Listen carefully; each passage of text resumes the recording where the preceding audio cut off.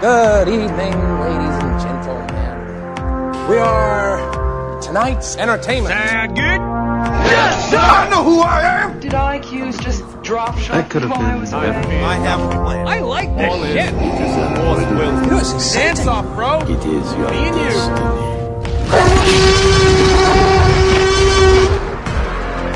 Welcome to the Atlantic Screen Connection Podcast.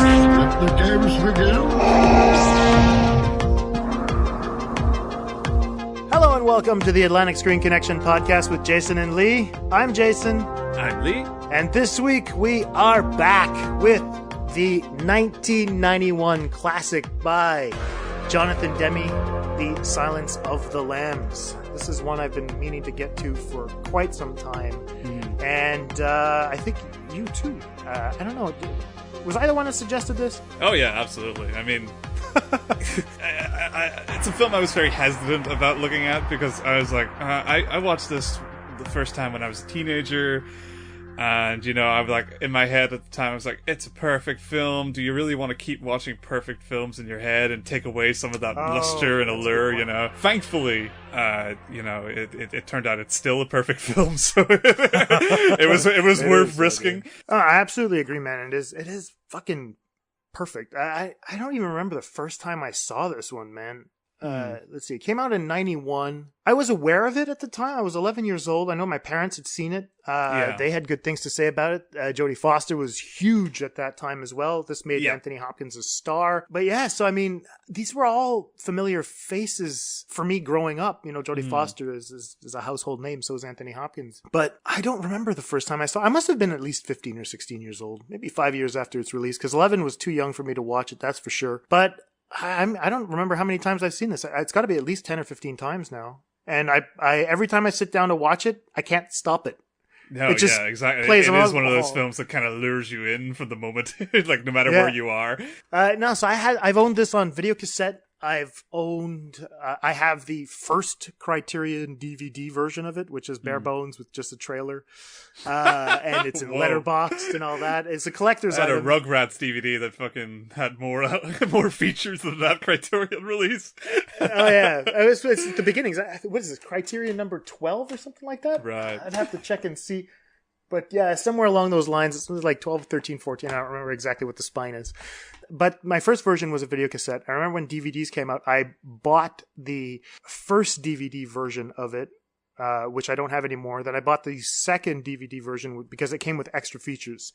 Right. And I think this one came out in, was it 2005? Hold on, there's someone at my door.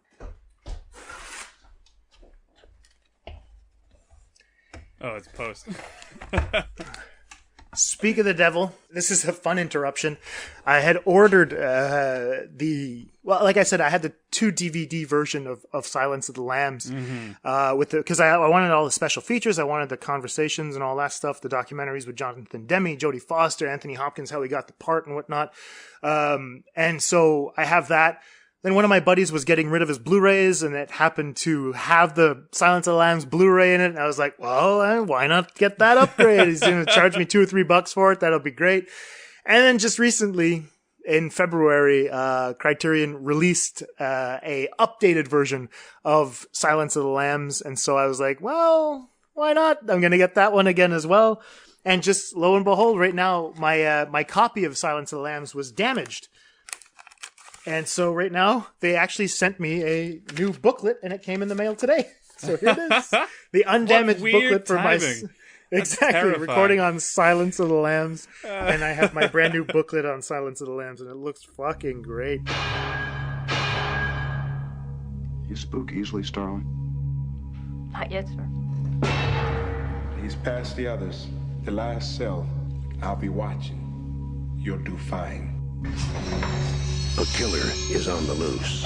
Keeps them alive for 3 days. Then he shoots them, skins them, and dumps them. A rookie FBI agent is on his trail. He's got real physical strength, cautious, precise, and he's never impulsive. He'll never stop.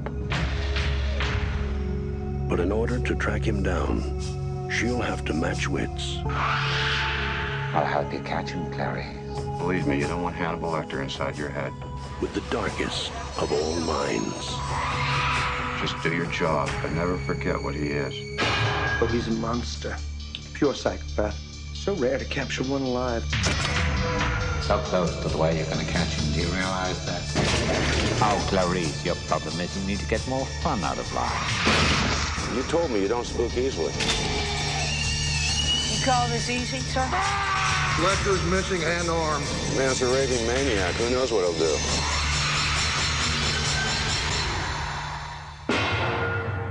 Thank you, Clarice. Thank you. Yeah, man, Silence of the Lambs is just ingrained in pop culture so much now. It's been in everything. I mean, like it's the first time film. I even heard of it, it was like a reference in The Simpsons. And then basically, like most things you hear of as a kid, you learn the references in cartoons and other TV shows before you ever fucking see the thing.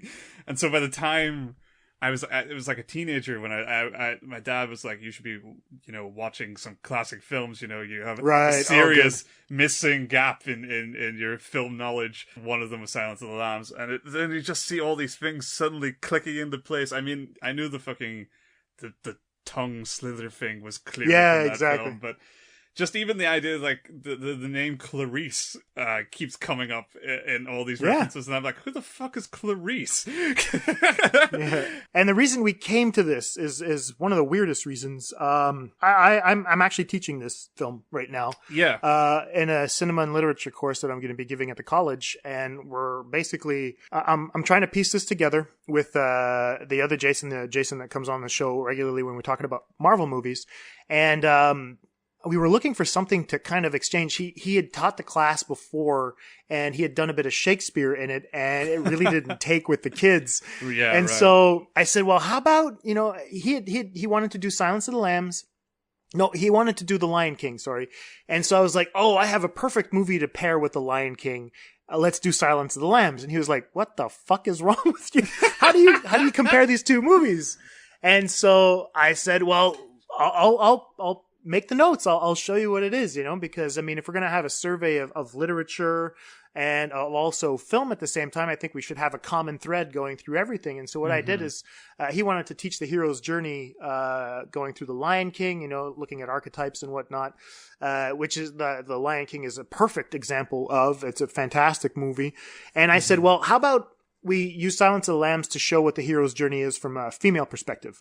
And we basically, I built the class around that, and also looking at how, like, there are certain motifs and whatnot that kind of show up in Silence of the Lambs that can be comparable to a fairy tale. And that's what we're going to get to in the second part of the show. And then I wanted to sandwich that in with Psycho as well, to show where it kind of, a natural compliment to Lion King. Well, the thing is that it's more a question of how Hitchcock was the first guy to actually break the rules when it came to the hero's journey. It actually starts off as the hero's journey with Janet Leigh's character, Marion Crane, and then, like, at the end of the first act, she's dead. And then you're like, well, what journey are we going on now? Well, it was just a vessel to get to one place. And so I wanted to show, like, how Hitchcock was one of the guys that actually changed the rules, and one of the reasons why those rules are good, the changes that came out of it, is because we get movies like Silence of the Lambs, 30 years later, where a guy's like, you know what, I'm going to change the rules, and I'm going to bend these ones, and I'm going to try to show that, maybe women are a little bit better off without men. So absolutely. And because predominantly right now in the school where I am, there are a lot there are a lot more women than there are men that I'm teaching. Right. And especially when it comes to literature and cinema, you want to be able to show them films or read stories that are going to be a little bit more female centric, so that they can see themselves represented on screen in strong ways. So to me, it's a perfect film. And I mean, most of us would assume it's a perfect film. There is something, I mean, when I was researching the film, apparently there was a big backlash about the portrayal of trans people in the film. Yeah, Demme talks about it in the documentaries on the DVDs. It's actually kind of interesting. He felt bad about it.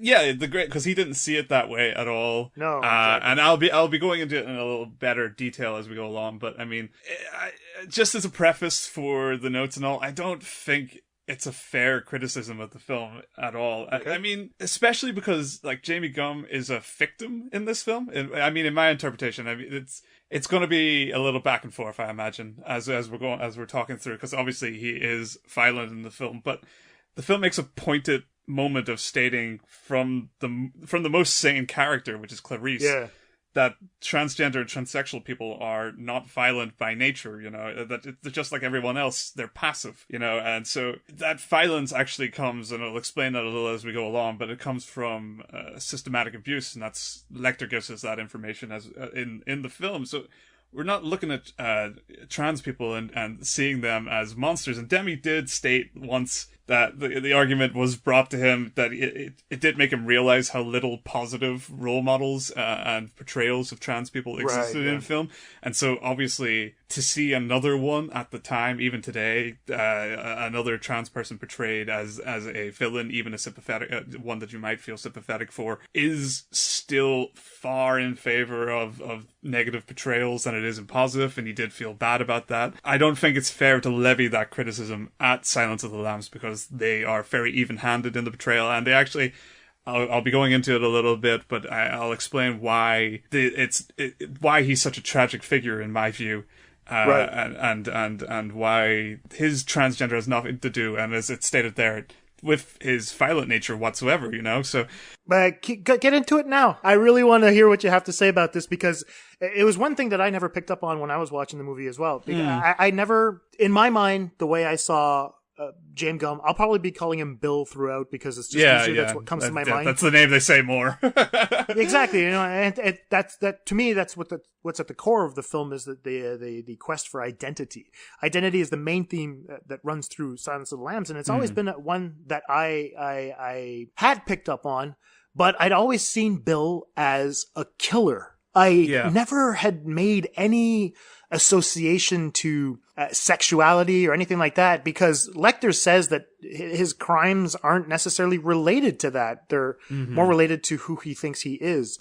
And so now that you mention it, and when I saw Demme, I had when I watched the documentaries, I was like, really? I had no idea, because it's just not something that I'm aware of on a daily basis. So I really want to hear this, because this is going to be interesting for me, because it'd probably give me a new perspective on Silence of the Lambs, and one that I don't have right now. So please, take it away, I mean, sir. it's a smaller part of like the bigger picture anyway. The actual thing I'm talking about today is everyone's favorite buzzword term, toxic masculinity, which we did talk about on our Super Dark Times episode, but we haven't really. Yeah. You wait for specific examples for it to pop up again. But like, I mean, when I first watched the film, I was it irked me a little that such a big deal is made of Clarice being a woman. In the narrative, I was like, oh, I mean, I expect, at the time, I was like, I expect women to be able to handle themselves in this nature. Why is the film constantly commenting on the fact that she's a woman through her interactions with people, and majorly men? And I was kind of like, what's it trying to say? Now, when on a rewatch, I see that the film is actually building an entire world around Clarice and commenting less on, well, I would say evenly commenting on her ability to navigate it, as much as shitting upon that world itself. And it's this big fucking patriarchal system that she has to navigate through. And so I'll do is I'll explain some of the details of where toxic masculinity features in the film, how Clarice deals with it, and hopefully try to build a sort of picture that complements the subtext of the narrative. Because I mean, if you look at the real story, the narrative really is, the surface plot is Clarice teams up with Hannibal Lecter to save Catherine Martin from Buffalo Bill. I think most people will walk away from that. From the film with just that, you know, like, oh, it was a great little adventure, but the little bits and pieces in the making of the framing of the story and the framing of the dialogue actually give us this sort of far wider reaching agenda. And so we're going to talk about a few general subtopics and decisions in the film that center on the theme, the connections to one another, and by the end, hopefully we'll have built a picture of what the film is saying, and then kind of wrap a neat bow on it.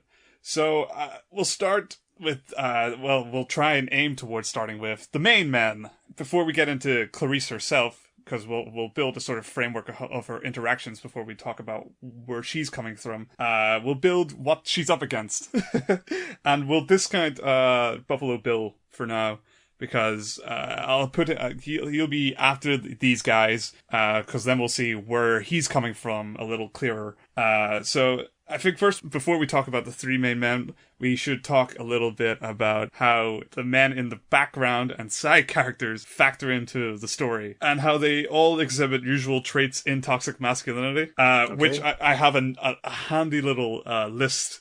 Apparently, these are the traits. These are the traits of toxic masculinity. And you're basing them on how you act with Maria on a daily basis. Oh yeah, right? absolutely. I mean, I'm part of the system. Okay, cool. Yeah. So this is based on how he treats his wife. So turn the mirror carefully. onto myself, you know. Yeah. So right, the traits are dominance, devaluation of women.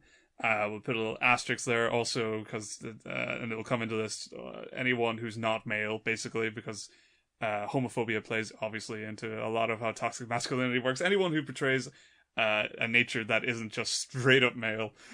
Suppression of emotions, extreme self-reliance, and how all of this promotes violence and affects others. So, the background, guys. There are so many moments, and it kind of hits you over the head with it a little bit, I guess. Oh, yeah. That Clarice is just constantly getting shit upon or life made slightly worse by interactions with men. And I mean, there's too many to name. You could start with the first guy. Like, you know how who the first guy is when he enters the film.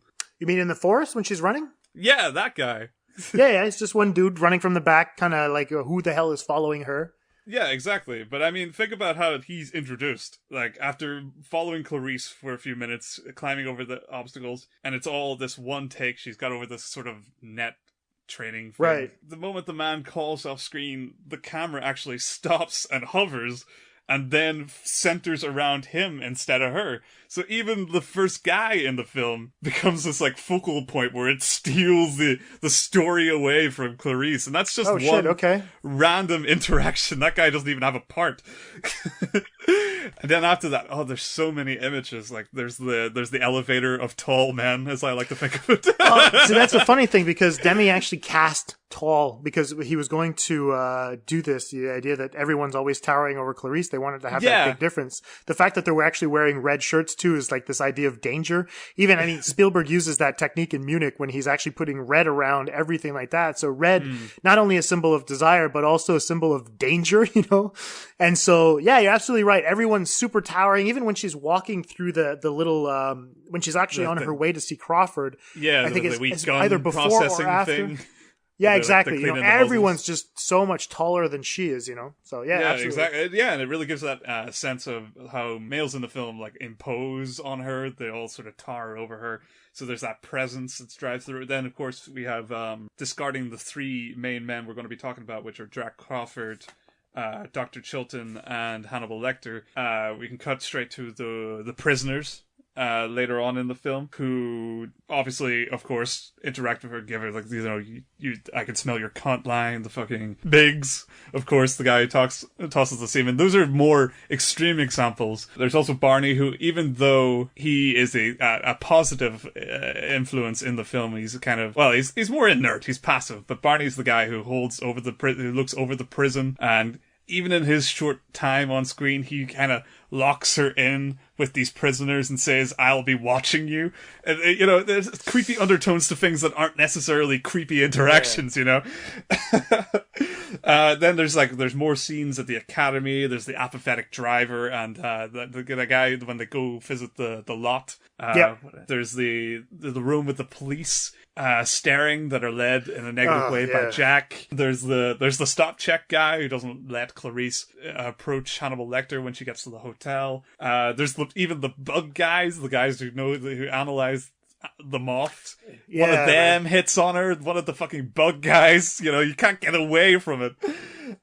Every step of the way, there are guys making comments and giving Clarice looks, and most of the time, getting in the fucking way of her work. Yeah, the only time she makes real progress in her work without some string attached is with a character who apparently, looking up on Wikipedia, is named Ardelia Mapp. But it's Ardelia. I don't remember her name being spoken in the film at all. She says she calls her Delia. Fair enough. So Ardelia Mapp is her colleague at the institute, who's one of the only like female FBI agents working on the case. who actually helps with the case, and that's the only time that Clarice actually gets to make progress unhindered with no strings attached. Yep. That's just scene dressing. That's how the world itself is full of moments in which men form a roadblock for women. And then there's the three main men. Yep. And you start, the first one being Jack Crawford. Mm-hmm. So, I mean, first, how and why Clarice is picked by Jack. She's picked by Jack because she's at the top of her class, is she not? But at the same time, Chilton says that it'll probably turn Lecter on. You know what I mean? Yeah, I don't know. That's very true. That actually does underlie something that everybody is kind of scheming around her. And that's a constant thing that comes up, especially with Jack. That might be right too. But most importantly, when it comes to why he chose her, it's because she called him out. It's not even that she got really good grades in the class. When he relates to her the story about how he had a lecture and she put him in his place.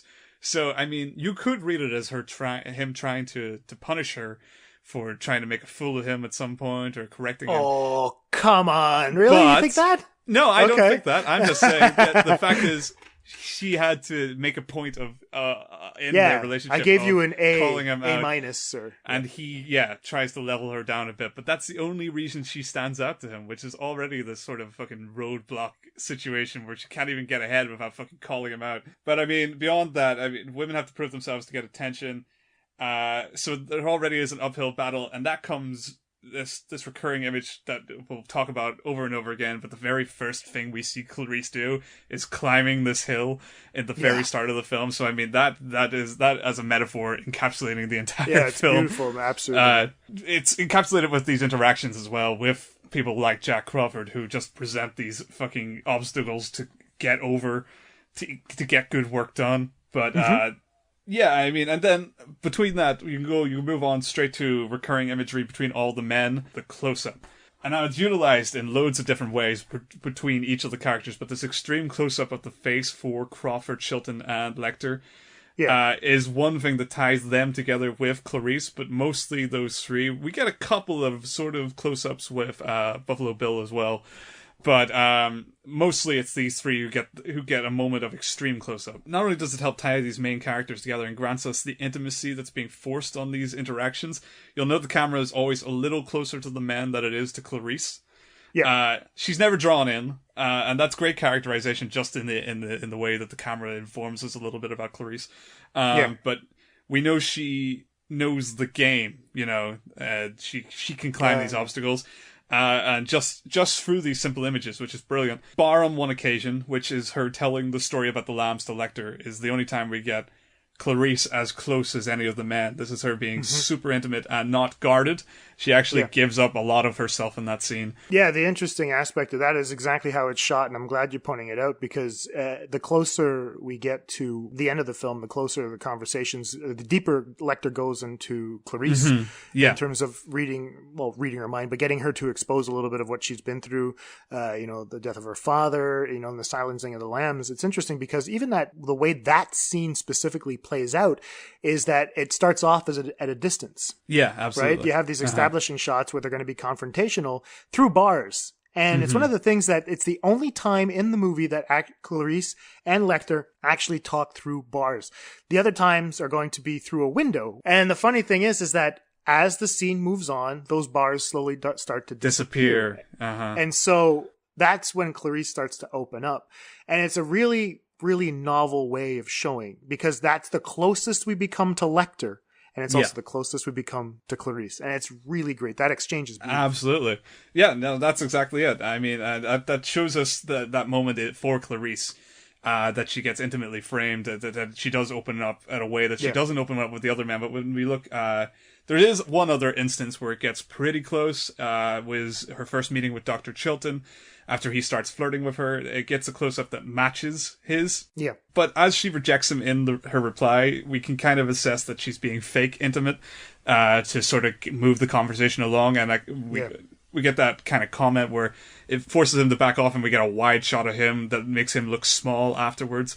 So we kind of see how that use of intimacy is something in her arsenal as such. You know, it's something that she can actually utilize. That's good. And I mean, it's really interesting because what they do in that scene, you're absolutely right, because when they pull back, Clarice is actually looking down on Chilton and actually makes him small. But in order for Chilton to regain some sort of power, what he does is when they go down the steps, it's an over-the-shoulder shot looking down at Clarice, and what he's showing her is the menace that is Lecter.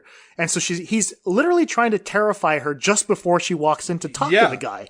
And absolutely. That's a fucking weird manipulation in terms really of him trying, it's power struggle. Yeah, absolutely. I mean, it definitely, I actually have it here. I mean, the fact that he towers over her when he's explaining how the nurse has her tongue violently ripped off as well.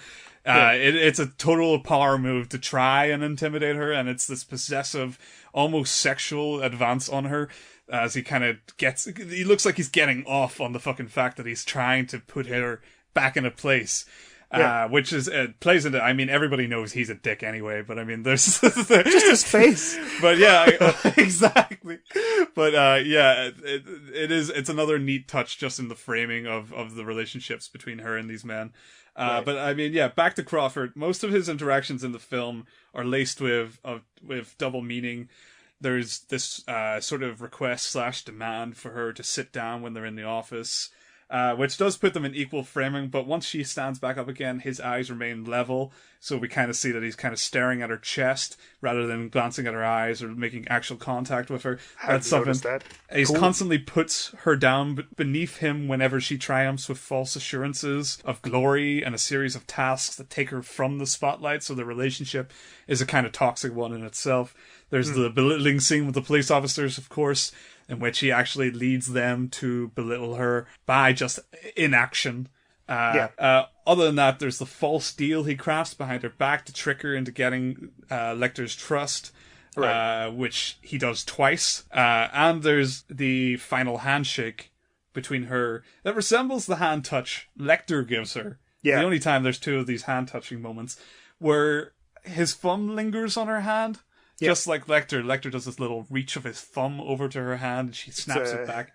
Yeah, it's his hand, his finger actually, just kind of sliding down hers. Yeah, right. It suggests they both share, Lecter and Crawford, like a relationship as, or at least see themselves as protectors or surrogate father figures, that kind of thing.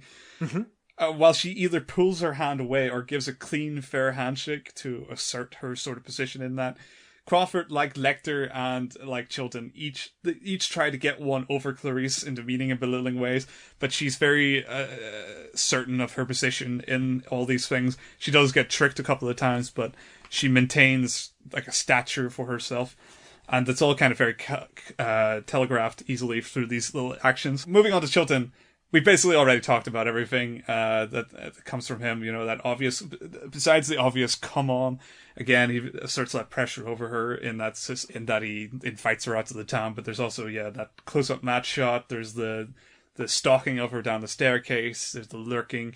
And then there's also the towering over her. So all these things, I mean, again, we already know he's a dick. But just from their first interaction, we don't get lots of good-looking ladies in this department, but on top of all of that, there's a lot in the camera work and his position over her that kind of informs their relationship, that he's just another manipulative man, and the fact that he also helps frame her later kind of cements that he's in cooperation with Crawford in some degree. You know, I mean, he's obviously up against Crawford a lot of the time, but it's that idea that both of them share that manipulative trait. Kind of flings them into the same category, you know. That's why you have to be. There's so much overlap between the way Chilton, this clearly negative character, is portrayed next to Crawford, and the traits they share really gives away the sort of inherent toxicity between them, especially in relation to Clarice. And then, of course, there is Lecter, who, I mean, there's in a short fucking 20 odd minutes on screen. Has so much imagery and moments that you can pick through. So I think the easiest thing to take away from Lecter is that he is easily a little more complex than the others. Our first shot of him, we see his whole body. So he's upright and he's exposed to us. So we don't get that with the others. Each of them hide behind desks, but not Lecter. He's right in front of you. You can see him top to bottom. You can't see his feet. So I mean, unless he's hiding away some fucking crazy knife shoes or some shit. Nope. We can assume he's exposed. Well, the others simply exhibit elements of toxic masculinity. Lecter actually embodies it, and it's driven mostly by his narcissism, which, if we go by Hotchkiss's 7 Deadly Sins of Narcissism, he actually, in a short runtime, exhibits all 7. That is shamelessness, magical thinking, which is a sort of idea of your genius intellect, or this sort of perception of yourself as a perfect being, something like that, better than others, and you can back it up by just thinking it about yourself, and we get a lot of that laced in the dialogue, that his position is something beyond others. Arrogance, envy, entitlement, exploitation, bad boundaries. I mean, bad boundaries is a given, but the others as well, he exhibits just through his exchanges with Clarice, and also occasionally with Shilton. And of course, Senator Martin as well. Yeah, it's a wonderful exchange. love the suit. And it's just the eyes on Hopkins when he says it too. It's beautiful. I wanted to touch quickly on one of the things that you were talking about in terms of Crawford, and then we'll jump back to that. I was thinking about it quickly while you were mentioning him. There's an exchange in the car, and I wanted your feedback on this. There's an exchange in the car where Crawford doesn't look back at Clarice, and there was suggested in the movie by Hannibal Lecter that he asks Clarice, do you think that Jack Crawford wants you sexually? Mm-hmm. And it's interesting because if you look at ape behavior, I mean, and I'm pulling this from King Kong, I don't know what the technical term is, that the fact that an ape like that is going to present its back as a form of being receptive to sexual, desires and like that. Trying to show that they're not interested, but that actually proves that they are. They are interested. Yeah, absolutely. I figured that maybe that Demme left that in there to show that Crawford is kind of ignoring or trying to ignore her, to show her, to try to get her to be desperate for his attention in a way. Yeah, that's a totally fair thing. I think if you want to take it from ape to sort of more how relationships actually work, that sort of prevention of connection is something, that manipulation of a person to try and get something out of them can be done through sort of neglect. It's definitely a narcissistic move in itself. That sort of belittling and of a relationship and damaging a relationship in order to get the other person to give additional attention to you, since they see damage, so they want to fix it. So I think you're totally right. I think that's like a really actually very clever way of framing that his intentions without overtly going on about how he sexually wants her. Which is great. So back to Lecter. I mean, so we've established then that he exhibits these traits of narcissism, which in itself is a very root condition that's related to toxic masculinity, because there's a lot of overlap in that, and it's I mean, percentage-wise, it's more related to men than women as well. Mm-hmm. But the thing with narcissists is that they can adopt like modes of disguises, Right. They're able to basically adapt a relationship, usually in a manipulative way, to try and get things out of people. So while they shake hands and become sort of chummy with one person, they can be belittling and give snide comments to another person. They manifest this sort of persona for them to live behind. And so the fact that we see these traits of narcissism, the fact that the camera frames him from all these different angles far more readily than the other two, shows that he has this adaptability about him. Yeah. That he has this ability to blend with whatever the circumstances require. And with that, we have plenty of insights in his brief screen time. I mean, their first real interaction, he tests Clarice, which obviously doesn't set up a great relationship. Then, he's judging her for ruining the flow of conversation, his manipulation of her when she gets a semen on her face, although, in fairness, I kind of read that scene as Clarice leaping to his arms to try and get information out of him, so she's kind of playing him and understanding where he would go. Right. That he'll try to be a gentleman about the relationship and try to get a closer relationship with her as she turns around, but she actually is using him at the same time to get some information rather than walk away with nothing. It's all the perfect scenario of a first date. It really is. Trying to manipulate each other and all that stuff. Yeah, chucking down semen to the at the face. Semen. It's it all sounds over the place. exactly. It's just one of those things. Yeah, I mean, so then there's also his obsession with sexual remarks, his mind games of Clarice's dress wear, his need to analyze her and her history, which brings us to the quid pro quo relationship. Yeah. This is something that is so heavily one-sided in Lecter's favor that it kind of negates, obviously, it's a definition of quid pro quo. Because realistically, not only he has all the information and all the cards, he doesn't have to do anything. She has to give something to her.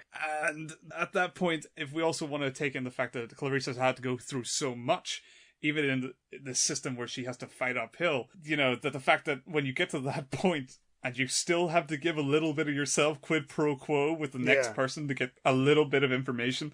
It just, the system is so heavily gamed that men think that it works that way. Like, no, you've made it this far. Give me a little bit of you. It's a little fucked up. It underlies how terrible that fucking system is. But, I mean, quid pro quo is actually, in common law regarding sexual harassment, it's actually in there. The gist of the quid pro quo thing is that if you have a supervising officer at work, at your workplace, who attempts to solicit sexual favors from you in order to get an employment action, which is anything, firing, hiring, promotion, anything. Given evidence and certain alignments, you can take them to court for it. Translating that to the film, in Clarice's position, it's not hard to draw ideas that she has to offer herself beyond any reasonable doubt so that she can do her job here. And it wouldn't be hard to make a reading of the film where you could read the three aforementioned men as employers in a workplace ladder, and Clarice's journey as one trying to keep her position in a world filled with these sort of these workplace harassments. I'm keeping it more general. I didn't really want to go down that entire avenue. I'm just saying you could easily read it that way, and the fact that it's there just makes it this whole fucking toxic masculinity case. It's all so fucking apparent and all-encompassing. So, Buffalo Bill, Jamie Gumb here, we're supposed to see, I think, as a corrupted and empathetic victim of a biased system. Okay. That system being that toxic masculinity system. So some disclosure. In the book, James is actually abused by his mother, not a male figure. The film doesn't include that detail, so just that he's been the victim of abuse, and that violence has begotten more violence. So the omission that it was a maternal figure specifically, I think, is in keeping with the theme here. It's a small edit on Demme's part to try and keep it in Norman Bates on our hands. Exactly. In the original story, that is how it would have played out. Okay. The changes here pin it. They make it less specific to make it more ambiguous and open to interpretation. Right. So that's why I think we could argue it was done in favor of this reading. But I mean, you could spin it anyway. It's up to yourselves. But what if, on top of that system of abuse that James goes through, James is transgender and sees himself as a woman. Right. Okay? Mm-hmm. He even intended to change sexes and was rejected based on his history of being abused. So a system that's run by men prevents a man from exhibiting feminine traits due to a history of abuse, And so, I mean, queerphobia, homophobia, transphobia, that's all present in toxic masculinity as recurring traits. So it's easy to connect the dots as we see James as a damaged product of a damaged system. A victim that wanted to escape toxic masculinity and was forced into it, exhibiting these pressures, Right, okay. So think about families that force sons to man up, to be a tough guy. It's just it's pretty easy to imagine how that system corrupts men, right? Let alone those who don't feel they're represented by masculinity whatsoever. So that pressure even affects, men to be more a part of the system. That's how all-encompassing it is, that you're not a part of the system, you inevitably get corrupted by the system. Okay. On top of all that, even his name is riddled with toxic masculinity. Buffalo Bill, it's based on a sexist joke. They say it's because he rides women. Which isn't even the cause of, it's nothing to do with, he's not actually sexual as a criminal, his crimes aren't based in sexuality. They target gender, yes, he targets women, but he doesn't have sex with them. No. But he gained this very, sexist joke name, and it stuck. So even in the system that he is now a huge part of, he's been, marked as this sort of example of extreme toxic masculinity, going through these several levels. And so when it comes to James, there's no other way I think, to seeing him, but as this sort of tragic figure of a corruptive and all-encompassing system that he simply was forced to become a part of. Right. And I mean, as I was saying earlier, the violence of his crimes actually comes from the abuse, and Clarice and Lecter both clarify that in the story, that him being a psychopath has nothing to do with the fact that he's transgender, but actually because he's been just abused by the system over and over again. And then what I think is the motive behind his crime, right? He would be violent because of the abuse, but he wouldn't be violent against women specifically if it weren't for the fact that he was prevented from having a sex change operation and being allowed to be a transsexual. So he lives as this sort of repressed transgender character, and that being forced into a system makes him a part of the system to a dangerous degree, you know. Right. And that explains why he's so corrupted in the sense of this world, you know. I mean, there's obviously Lecter, who in himself is just embodies like narcissism. He embodies toxic masculinity in ways that are in a more intellectual and manipulative sense. But James is more of a victim. He's just a product of the system, and him being stopped is just a factor of where the femininity goes, that it's just unfortunate that he becomes this sort of tragic figure, because, as I'll go into with Clarice, ultimately he was supposed to be saved, and he couldn't. Right. And that's where we kind of bring the sheep into it. Clarice's underlying motivation is to stop the screaming lambs in her head. Right. And that's a traumatic moment from her past. And Lecter summarizes it on her behalf by stating that if she could only save one lamb, she could sleep well again and feel she's done right. The narrative gives us that lamb, and it's Catherine Martin. It's a direct victim nearing slaughter at the hands of a systemic toxic masculinity. So the battle of the system here is just this fucking lamb slaughtering system. That is one metaphor for toxic masculinity, and she just has to save another in the system from being slaughtered.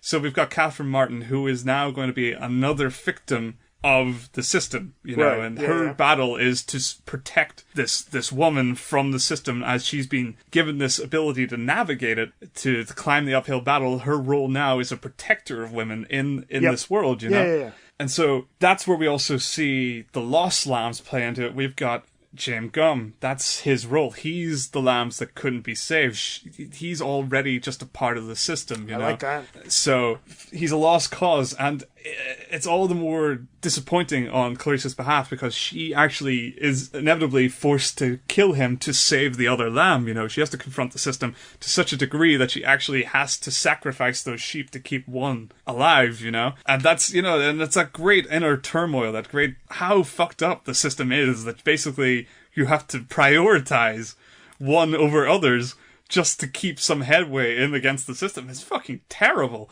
Yeah. And the film, I think, really does navigate that really well. So we see Clarice's journey, and I mean, it's very much a hero's journey. Yeah. As you were saying, it's what you're teaching your class. This woman who's able to battle against these odds and best the system, in a sense, even when all the odds are stacked in the pocket of men and benefit only men and puts down everyone else, she is able to stand above it all. But the film also gives us a great role model in Clarice as an active agent within the system, because it gives us some of the traits necessary to fend off toxic masculinity. So it's not only just telling us what the system is, but giving us an example of what traits can be exhibited by someone who's able to navigate it. As we see through her, it's someone able to be emotional and intelligent. Mm-hmm. She relies on others and isn't afraid to express that when necessary. She relies on Jack. She relies on whatever her name was, Map. Ardelia, man. Ardelia. Yeah. But she's also independent enough to carry herself in any given situation. She's not judgmental, because we see she sides with transsexuals, after all, in stating that they are not violent in nature. She doesn't value social dominance, as she does go along with the quid pro quo system. She's not inherently violent, only when forced to be so when it comes to fighting Jamie, and even then she's shaky and unprepared looking, seeming in that moment, because she's not readily a violent person. And she navigates the system well by carrying these traits, because she literally exhibits the opposite of the traits of toxic masculinity, those things we set up at the very start, that dominance, devaluation of women, suppression of emotion, extreme self-reliance. She is the opposite of these in that she's far more flexible, far more emotionally charged, far more able to pick herself away from those traits. I mean, she can't stop the system entirely. She merely etches out a victory within it. You know, she saves the lamb. But I mean, that's why we get the ending that we do get, in which she gets a call from Lecter on the phone where he's hunting down Chilton. Like, you know, the toxic masculinity world is just going to go on. Men are going to hunt men. And that's just how things work. Yeah. But the world is messy like that. And we get that from the very start in the opening image, because the very beginning, we see these interweaving branches and this mist, you know. That's our very first shot. And it's this idea that the world is this complex maze of the natural hidden behind this thick layer of fog. You know, it's chaotic and hard to fucking place yourself in. And here we have a story about the complex nature of people, sexuality, filled with obstacles to avoid and climb over, and we see Clarice struggle but ultimately navigate it all, you know, and we see that from the start. She's one of the only people able to walk through this mist and make her own way. She can climb over any obstacle. She obviously works up a fucking sweat doing so, but she can do it, you know. Yeah. And that's that great idea that she can fight against these. She sees the world as this big, natural, chaotic mix, and she fights against it. She can work through it. It's a miniature tableau of the story to come, which ends just as it starts, with Clarice being called by a guy. The system goes on again. That call to adventure also, if you want to go the hero's journey way, you know, the call to adventure strikes up again. But yeah, essentially she's kind of like a superhero in a world of terrible, terrible men. I really agree. I agree with that. That was one of the main things that I thought was really fun, because when I was teaching the class to the students, I told them, here's your first female superhero, is Clarice Starling. and it was fun because, I mean, when you look at all the fairy tale motifs and whatnot, all heroines are passive. We're starting to get strong female characters, and there's a lot of backlash with regards to that, especially in Star Wars, idiots. And I think that Clarice is a fantastic character because of that. You know, she actually does embody some form of grace. There is, she's able to stay feminine in a man's world, and I thought that was really, really important. Yeah, absolutely. For her to be just, you know, an able-bodied woman. They don't make a big stink about it. She's not making a big stink about it. It's just all the guys around that are like, hey, you got to be careful. You know, there's a lady. And you're like, hey. I know. I mean, how more relevant can a film be? That's you're basically watching Silence of the Lamb was watching Twitter. Oh man, isn't it? It's amazing. It is amazing. You're absolutely right with regards to that. There's a girl in the room. What is she saying? It's fucked up. Yeah. But I mean, like, man, it is a struggle, and I think that's what I wanted to get to with you. You know, the idea. I brought it up a little bit earlier with regards to the identity theme, and I loved how you brought up the fact that we see Lecter entirely from head to toe as soon as we see him for the first time, because that's not who our two other characters are presented. Clarice, we see her head first, we see her hands climbing up and all that. She slowly reveals herself to us. Also, the first time we actually see James Gum, apart from the fact that he's actually shown through images of what he's created as opposed to who he is as an individual, we see his eyes first, and then we switch directly to his point of view, which means we're looking through the goggles, which are the night vision, which shows us that he has a very skewed perception of how the world is. Yeah, and it's very clever the way that they actually show that. And I thought it was kind of funny because if we have Clarice navigating a man's world, and then we have Bill trying to be a woman, and we have Lecter, who is actually at the center of both of them, it's kind of like a gravitational pull where you'll have one guy that is very comfortable with his identity, even if it's what you pointed out. He's very comfortable with his own identity. Yeah. And the fact that Clarice basically is trying to stay a woman in a man's world, not necessarily give in to every one of those advances or trying to lower herself to their standards. She's being manipulated and tricked into becoming as devious as they are, like you pointed out, you know, with regards to how Chilton deals with her. With Crawford is another great example. And then you look at how Bill is trying to become a woman. And it's very interesting because when we see the inside of Bill's basement for the first time, it's a very sharp contrast with how we see Clarice. Clarice is being looked down by men, but no one sees Gum. The mannequins that are in there, they're a really interesting motif that they use. The mannequins that they use in the film, you'll have one that's going to be in the car where you'll have Benjamin Raspail's head.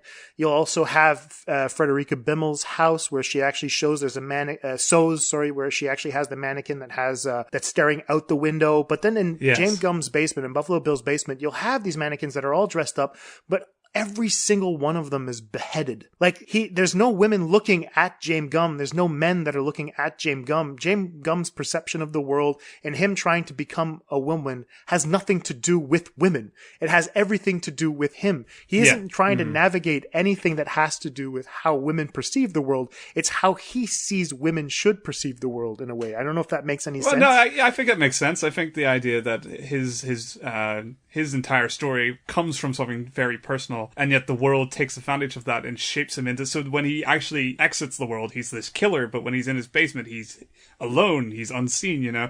Realistically, everything is internalized for him, and it's only because the world dragged him out of it, dragged his ongoing debate with himself into the open. It has forced him to sort of have to take on something that he's not, you know, and ultimately that's why I think he's kind of very sympathetic. It's easy to sympathize with him because he's being dragged out kicking and screaming into this terrible fucking world when it's really his entire drama comes from something that is just very much about him.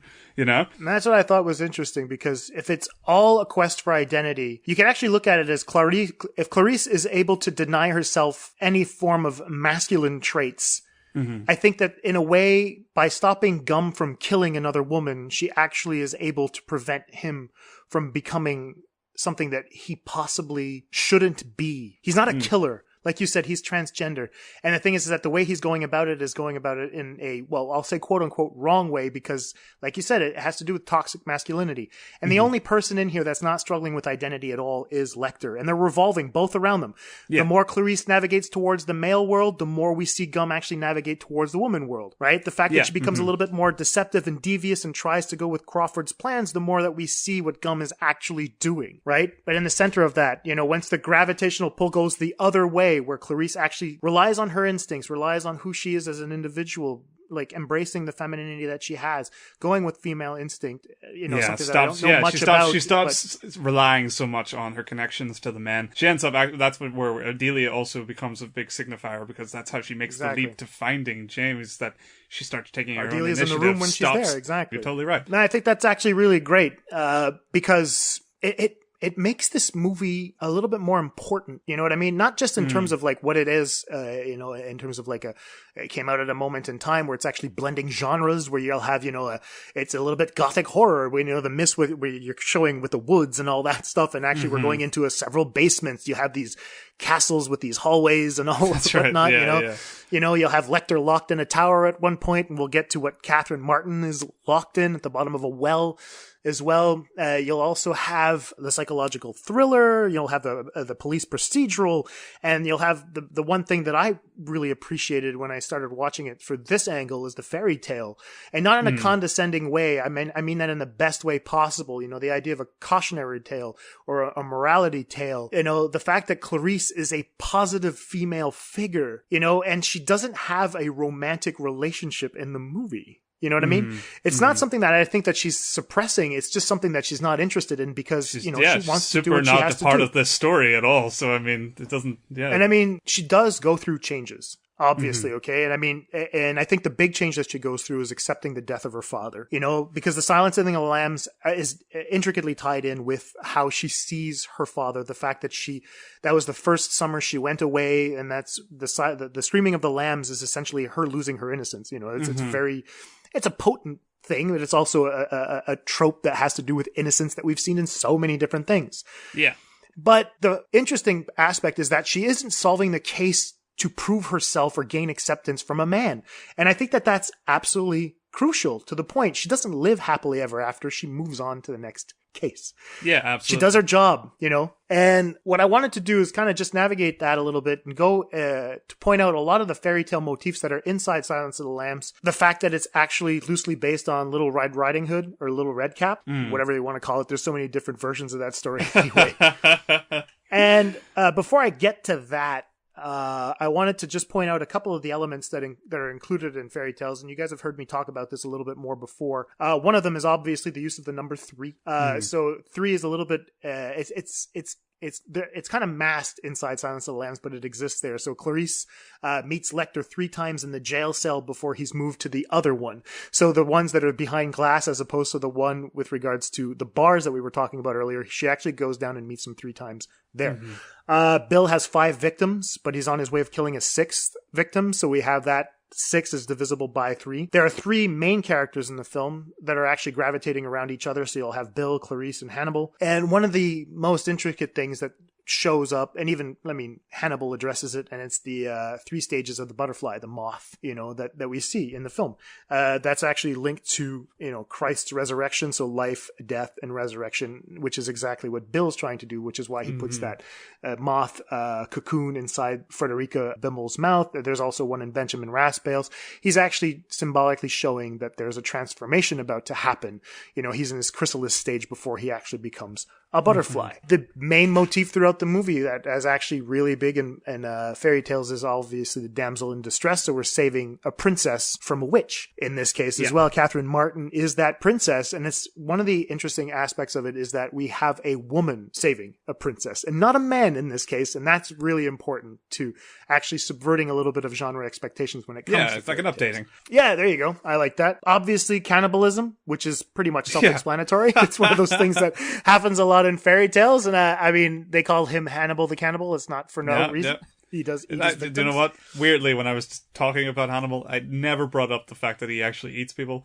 Obviously, that's a fucking toxic masculinity thing. Yeah, if you want to take it in a metaphorical sense as well. I mean. Yeah, that's great. But I don't know why I didn't fucking bring it up. It's funny enough because it's not the first thing that comes to mind when I think about Hannibal either. He's a charmer. I think of him as a psychologist. Or a psychiatrist. Psychologist. But anyway, if we go back to Little Red Cap, and I'll bring in Snow White, wearing different appendages comes into play when it comes to fairy tales. So if we look at Little Red Cap, you'll have the wolf essentially that is going to wear the grandmother's clothes in order to trick Little Red Cap and then eat her. So he basically goes, he eats the grandma, and voila, he decides to put on her stuff. And if you look in Snow White, you'll see that the witch actually changes her appearance to full Snow White. And if we transpose that onto the Silence of the Lambs, then you'll have Bill, who's making a suit out of skin to become a woman. So he's basically doing exactly what the wolf does, only in a stranger, more tragic way. Exactly. But you'll also have Lecter, who cuts off someone's face in order to escape, So he cuts off Pembry's face, and then you'll have also Clarice, who isn't necessarily real FBI yet. She only becomes that at the end of the movie, where that brings in golden elements that have to do with, at the end of a fairy tale, you'll get this gold while she gets her gold FBI badge. This idea of she's saved the day, she gets a pot of gold. So worldly wealth of some sort. No, worldly wealth is obviously, it could be experience as, instead of just actual gold. And I think in this case you have both. Clarice has actually saved someone. She gains the experience. She gains to be she gains her true identity. She's true FBI. She's actually still a woman, but it's also represented in the fact that she gets that badge. One of the interesting aspects, though, that are also motifs that are included in folklore are the birds, symbols of freedom. Clarice's last name is Starling, and the first sound we hear in the film that's not music is actually a bird. Right. Then you'll see birds in cages when Clarice visits the Bimmel house. And there's a few insert shots of birds here and there. There's always a little bit of twittering going on as she's going through the world. And it's really fun to see that, because if you look at how the birds are in cages at the Bimmel's house, it actually represents not only who Clarice is as an individual, she's actually kind of caged in, which is why we have those camera shots like we were talking about a little bit earlier, where she tries to open up, but you also have that symbolically representing the victims of Buffalo Bill. The fact that, there are all these caged birds, they're seeking some sort of freedom from this toxic masculinity, and some of them will be able to escape, or one of them will be able to escape, and Clarice as well at the end of the movie, but sadly we have these other tragic individuals that are there.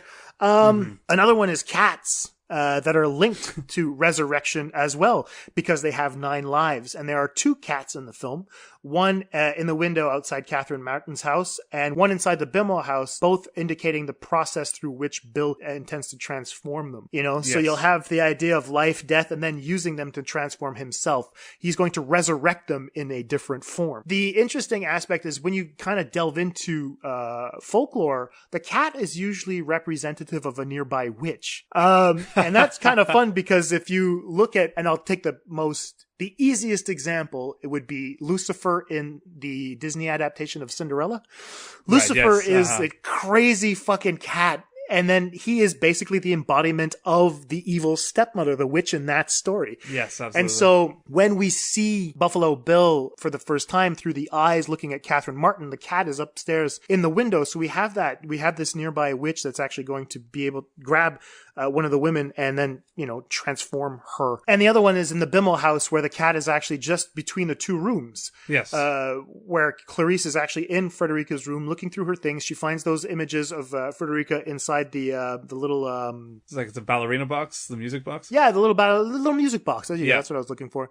They find that when she finds the pictures inside Frederica's music box, and then she turns and she looks at a cat, and the cat brings her into the other room. Mm-hmm. You know, this is a place where Bill was. You know, so there's this symbolic spiritual witch that's actually inside that room where there's an aura present that hasn't necessarily escaped, and this cat represents that.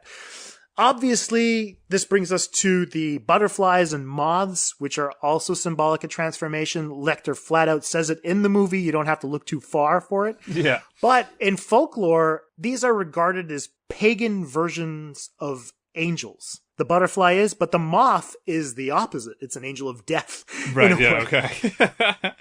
And so, but there's so many butterflies in Silence of the Lambs. You just have to like look around the frame as opposed to the characters, when obviously Demme isn't shoving them in your face. What you're going to do is like, even in, I think the one that was, that most cleverly used is actually in Frederica Bimmel's house, not in her room per se, but when Clarice actually sees the cat, goes into the other room, if you look just to the right, there is a butterfly motif on the wall. Yeah, kind of like this clue where you're entering the right location, you know. This also brings us to like the when Clarice actually walks into the house, we know that, you know, James Gumb is the killer. But then if you look just onto the right as well on the wall, you'll have a picture of a butterfly. Then after that, the moth is going to come settle on some string, and that's where Clarice actually goes like, "Holy shit, I actually am in the right place." Yeah. But the ones that are the most impressive to me are the use of butterflies and the way that Hannibal hangs Pembry in the form of a butterfly on the cage. Yes, you know, the idea of this transformation. Lecter actually transforms that cop in a Francis Bacon style painting that they used as a mock for as inspiration for how they should like have him disemboweled in front of all this. And it's actually a mirror image of what James Gumb does when he's actually going for his pose, when he puts his penis between his legs, when he's dancing to Goodbye Horses and he lifts up. You know, that's his transformation. He's literally become a butterfly in that moment in time. That's brilliant. It could also, I mean, the Lecter part, I see it as a butterfly, but you could also read it as Clarice is the one who actually provoked him into freedom so that he could be symbolically a bird as well. Yeah, that's what I thought it was at the time, but I like the cross reading when it's also a butterfly as well. I think that's pretty cool. Yeah, absolutely. And this points to William Blake, obviously. We're going to bring in the Red Dragon into this, that famous painting of the Red Dragon from the back with its wings spread wide open. You'll have that in Manhunter, and you'll have it also in the most recent version of that film, which is the Red Dragon with Edward Norton, where Dollarhide actually has the tattoo of the Red Dragon on his back. You know, and so the Red Dragon painting is just that flapping of the wings, this idea of like there's an apocalypse coming. So, you know, a lot of it is tied into the motifs that Thomas Harris had already started before he got into The Silence of the Lambs, and the butterfly is an evolution of that Red Dragon, in my opinion, anyway. Moving on from those motifs, I want to bring in one last one, and it's the repetitive refrains that you'll have whenever you're in like nursery rhymes or even in folklore. Mirror, mirror on the wall. You're going to hear that many times in Snow White. The fact that they're going to have this rhyming imagery, you'll have it with the butterflies and the moths that I was talking about there. But one that I really thought was beautiful was the one that they use with the lambs.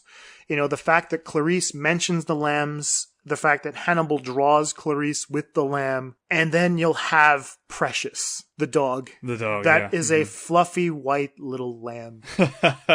And I love that because it's all related to the loss of innocence. I think that Precious is the lamb in Bill's life, his one claim to innocence, the one thing that he can take care of. And Precious is his lamb. He treats Precious the way he wants to be treated. You know what I mean? And it kind of really is interesting because then you kind of have to bring in the sacrificial lamb as well from the Bible. Yeah. Where, when it brings into what you were talking about, where Clarice has to make a choice, which lamb does she save? Does she save Gum and try to give him a second chance, or does she save Catherine Martin, who basically hasn't done anything wrong, that she hasn't been swallowed up by the system the way that you pointed out? And I think that the beautiful image that they have of Hannibal's drawing on top of the table where Clarice is actually holding the lamb, and then the repetitive imagery that you have with Catherine Martin actually walking outside of the house holding Precious is that repetitive imagery that's so beautiful, and Demme had to really want to pick that up on that. So the innocence is then saved if in the place of the sort of sacrifice. But the biggest and the most interesting motif for me comes from in the form of the tower at the end of fairy tales.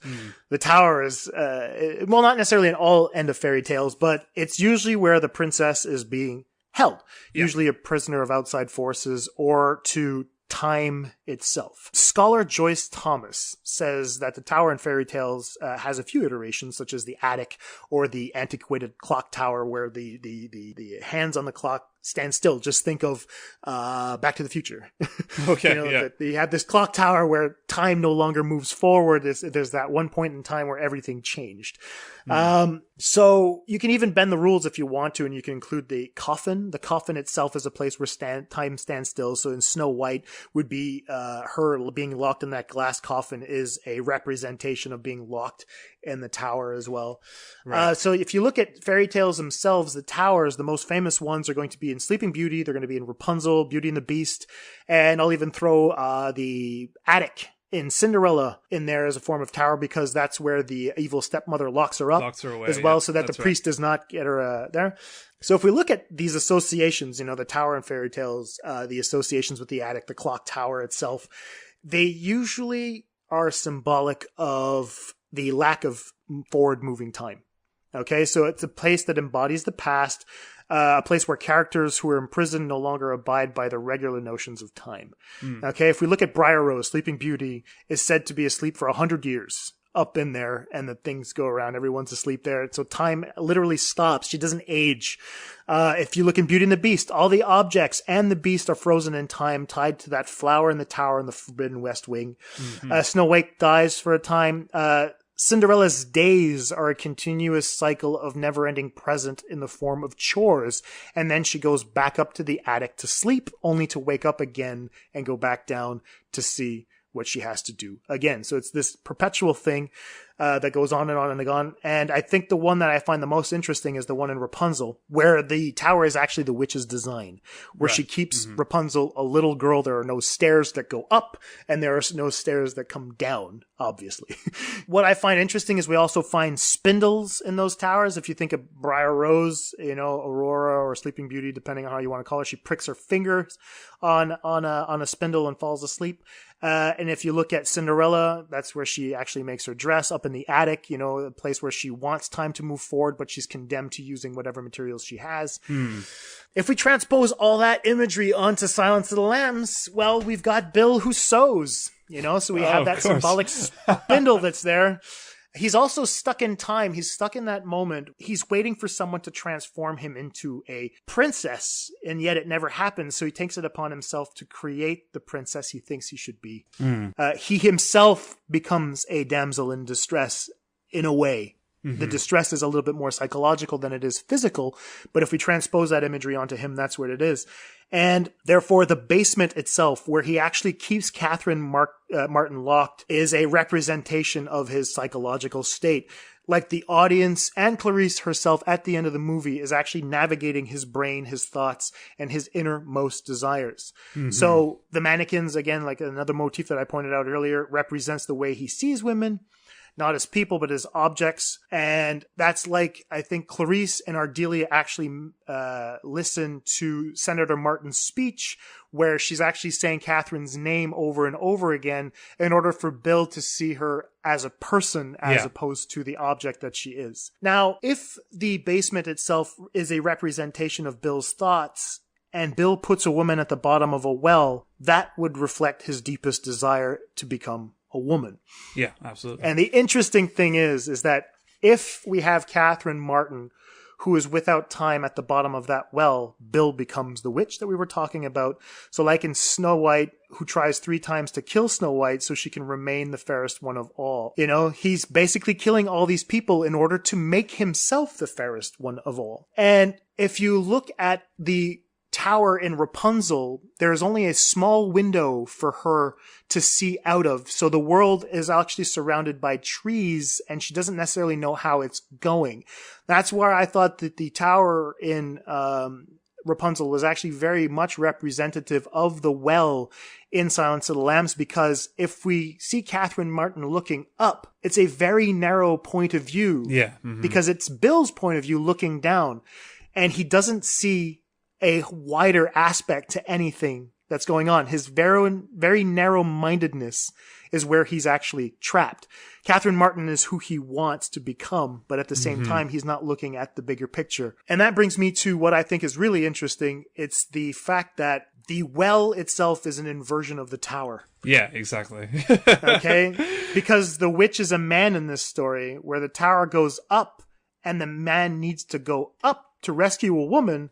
This is a story where a woman rescues a woman, and therefore, because of that perspective change, or that change in perspectives, the tower is actually flipped upside down. Great. And I thought that was a really clever way of looking at it, because there's obvious, you know, you could basically say that, yes, there's a phallic symbol in the tower. A man will become a man when he actually rescues a woman. So there's that giant penis sticking up in the air where he actually has to claw him up. And then after that, he'll wake up the woman, which is, you know, very violent, you know. But and then after that, if you flip it upside down where a woman is actually going at, you could have that well as a representation of the vagina. I don't want to get into that into greater detail. I mean, the images are very clear to me.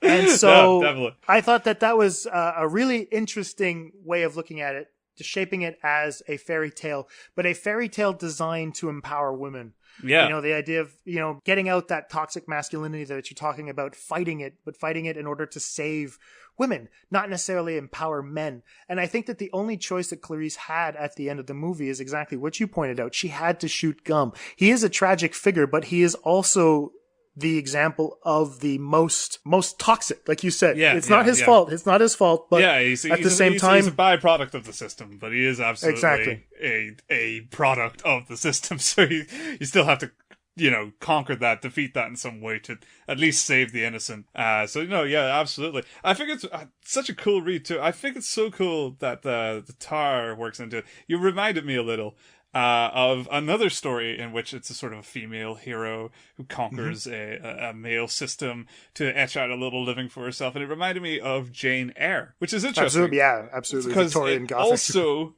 yeah, exactly. There's that motif, the Gothic hits into it, but there's also an attic which doubles as a psyche for a male character in that story. Absolutely. Which is, Bertha Mason is Rochester's first wife, and he locks her in the attic, and she lives as this ghost around this manor that it's supposed to represent this sort of this egotistical but fragile man and this sort of tortured Byronic hero, and it's Jane Eyre who basically confronts her, ends up burning the fucking building down, obviously, but I mean, by sort of forcing it out, it makes it makes an interesting transition from the fairy tales to Silence of the Lambs, this idea that there was a story where a woman was confronting the psyche of the male and trying to etch out what lived in it and how tortured that makes men. And then by the end sort of ends up becoming this figure who guides this man and keeps him safe just because she was able to sort of get past his damage and toxic ego and sort of become something of a light to him when he actually loses his sight. Exactly. Rochester becomes blind, which is symbolically interesting, is like he never really saw in the first place. Yeah, exactly. Just because it's more like his true form, we actually see him. He doesn't need his eyes, he sees clearer now. And that makes sense, because then you can make a little comparison between him and James Gumb, the fact that he uses transfiguration the night goggles as well. and exactly. But also this form where you get revealed as your true self, but the true self is always a personal and understood element behind the character that ends up being warped, So, I mean, I think it's great. There's a little parallel between that, and it's very much a sort of middle point between fairy tales and Silence of the Lambs. So, I think that's interesting, that the transition there. I also really liked the recurring motif you bring up about the witches. I love the idea, because historically witches are this tortured and misunderstood character, that they're a false label used to punish women in a male governed society. So it's interesting that fairy tales, I'm not entirely sure, I'm not very read up in fairy tales and to be able to say, oh, that's where that comes from, but I think that's interesting that historically we have done that to the witch character. The witch has become the symbol of the tortured female. And it's interesting to place that idea onto Jamie, who in himself is this tortured female who's forced to be a man, who's misunderstood. He wants to be a female, but can't because of the system. Yeah. It ends up forcing him to be something of a villain in the story. And it gives an interesting reflection on the roles of witches in fairy tales, where you can actually kind of wonder, what if we actually understood where they were coming from? Why are they so evil? And that updating of trying to understand people better. Fairy tales give us this very base, point-by-point story to understand like the bigger pictures and how these factor in.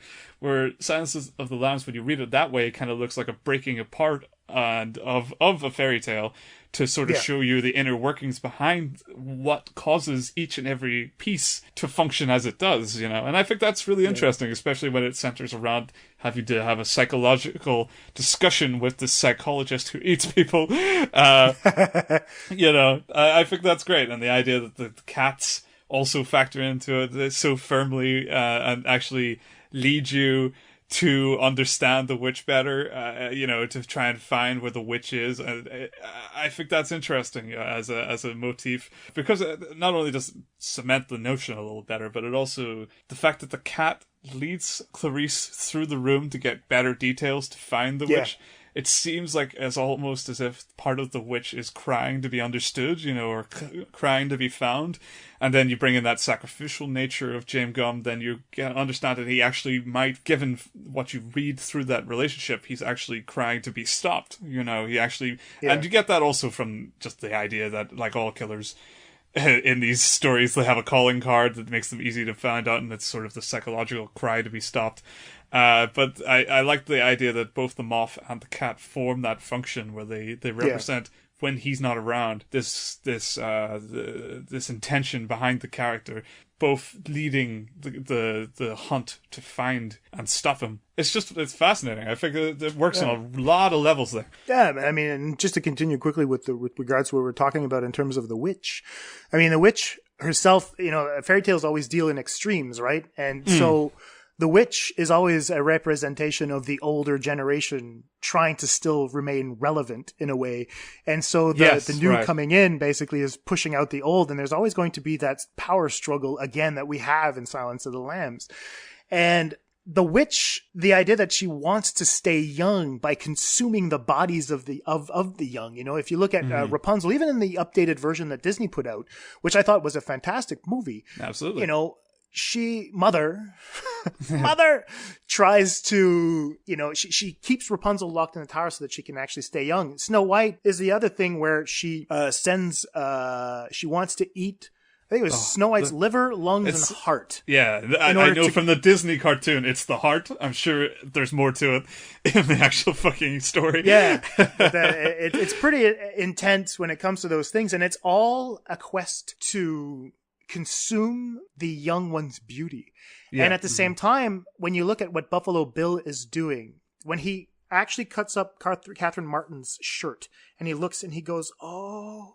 And he's really just rubbing her back. He's looking at the skin, and it's a skin that he doesn't have. It's something that he wants so desperately. And you'll also have, when they have the close-up of his mouth, when he's actually putting on the lipstick, would you fuck me? I would fuck me. The idea that he basically is wanting to become attractive. There is I would say, I'll call it youth for lack of a better term. It's not necessarily just becoming a woman, but it's also becoming something of a different version of youth that he's never had.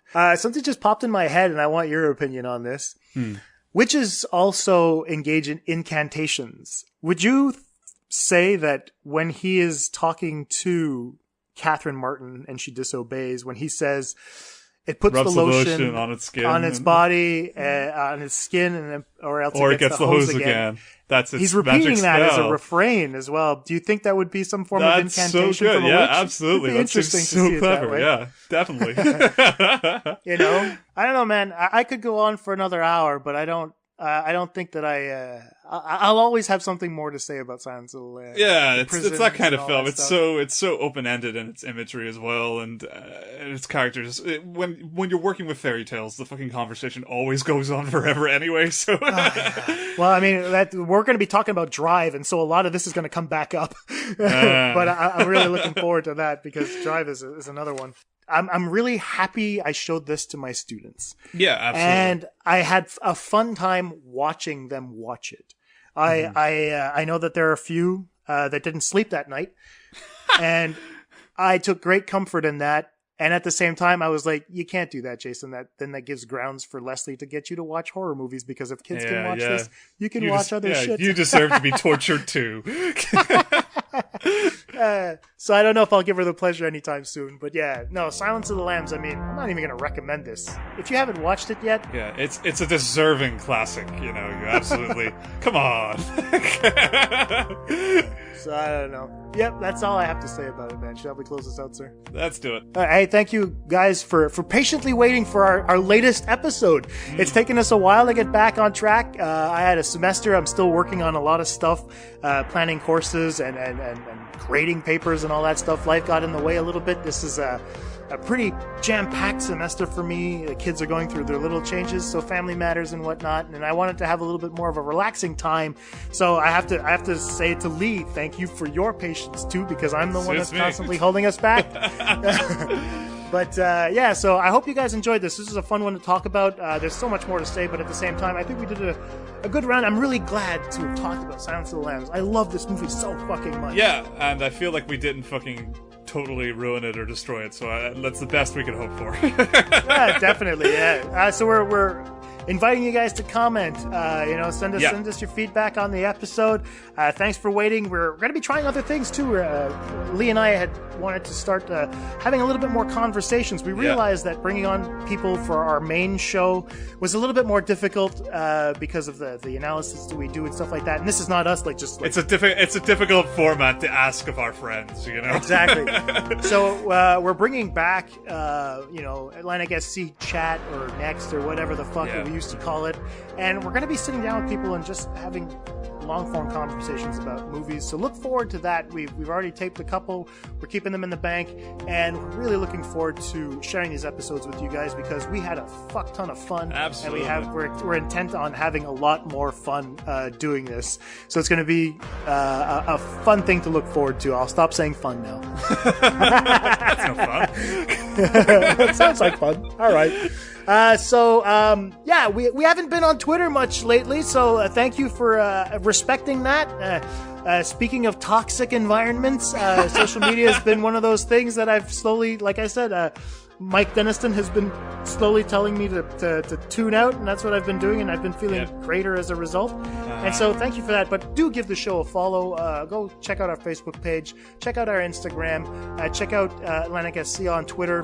Lee's been operating that because it's his job now, and that's the way that's going to be, no matter how much he doesn't want to. So, anything to add, Mr. Lee Brady, sir? Yeah, no, you can follow me on Twitter at Lee Paul Brady, where I don't know, I'm just talking about screenwriting these days mostly when I'm not talking about the show. I'm on Instagram as well under Lee Paul Brady. You can follow me there to see my cats. That's pretty much all you're getting from me these days. They're getting Pop Jason from me. Yeah, exactly. Yes, where can they find you, Joseph? On Instagram, you can call check me out at Jason B. Michael. Jason B. Michael is my handle on Instagram. I've been posting pictures of my pop self enjoying life in different places. Yeah, so that's it. That's it for us this week. Thank you for tuning in, and see you soon.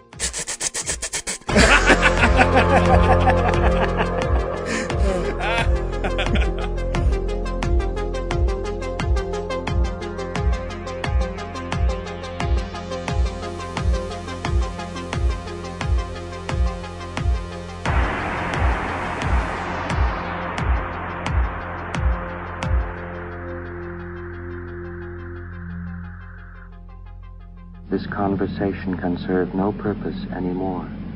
Goodbye.